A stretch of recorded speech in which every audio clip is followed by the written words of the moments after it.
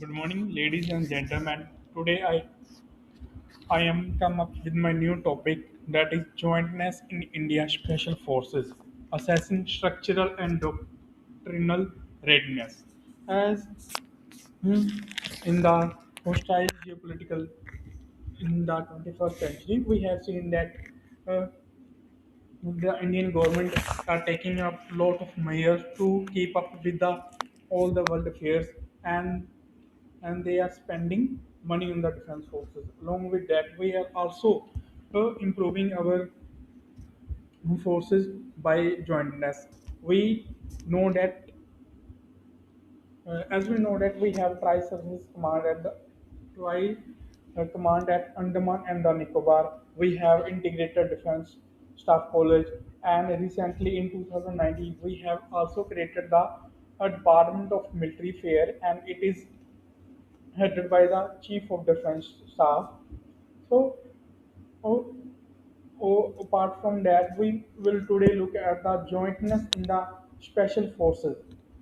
Since we look at the background of the special forces in India, if I talk about the 1965 war, we have faced, uh, we have see that a magnitude force was raised in the 1965 war, and we realized the need for the specific forces apart from the regular soldiers and the officers.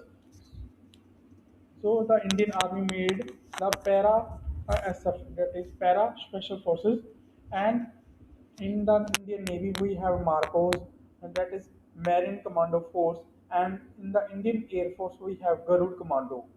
These are the some.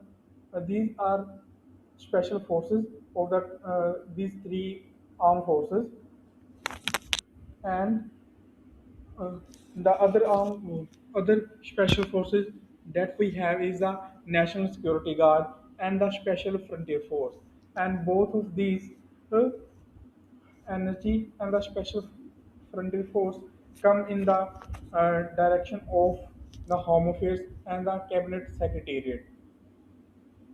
This is the integration. This is the introduction of the special forces, and we will we will look at the integration part of the special forces in India.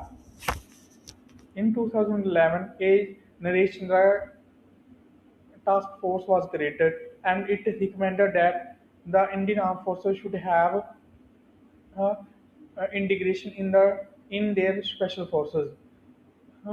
Since and the need for this special fo- uh, need for the integration was felt in the 2611 attack and the Pathankot air base attack. And we will also look at how the special forces draw their troops into their services. The, for example, ParaSF uh, they recruit their personnel from the army itself, and similarly in the Indian Navy as well as in the Indian Air Force. They recruit their personnel from their respective forces, and in if I talk about the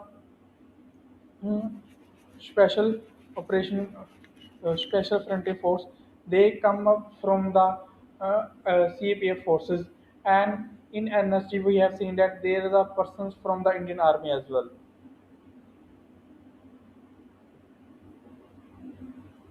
And now we will look at the precedence of the integration of special forces across the globe.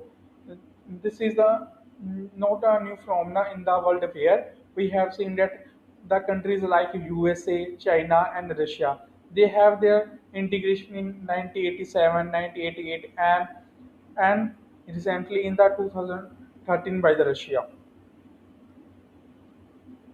And this is there are some uh, detail on how the integration happened in the United States of America, China, Russia.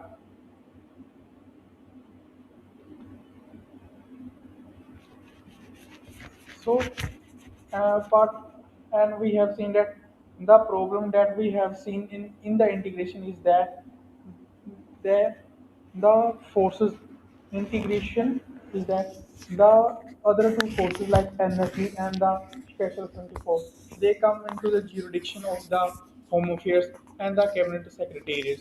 So they didn't come under the Ministry of Defense and the Ministry of Defense or the respective forces. This is a hurdle that has to be created. Apart from that, the forces of the respective force, like the Parasef or the Marcos, are made to build on their special operations of their forces as well.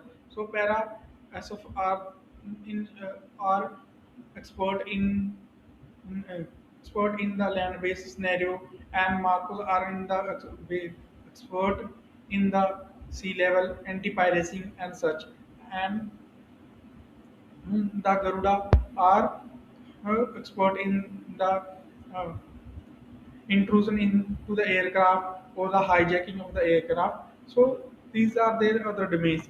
When we integrate them, it is little bit difficult for them to synchronize with each other because of their parent teaching organization. This is all about the integration, and definitely India has made a progress toward jointness in its special forces with uh, AFCOD. Its SFGO's capabilities remain limited due to absence of an FOSOC. Thank you.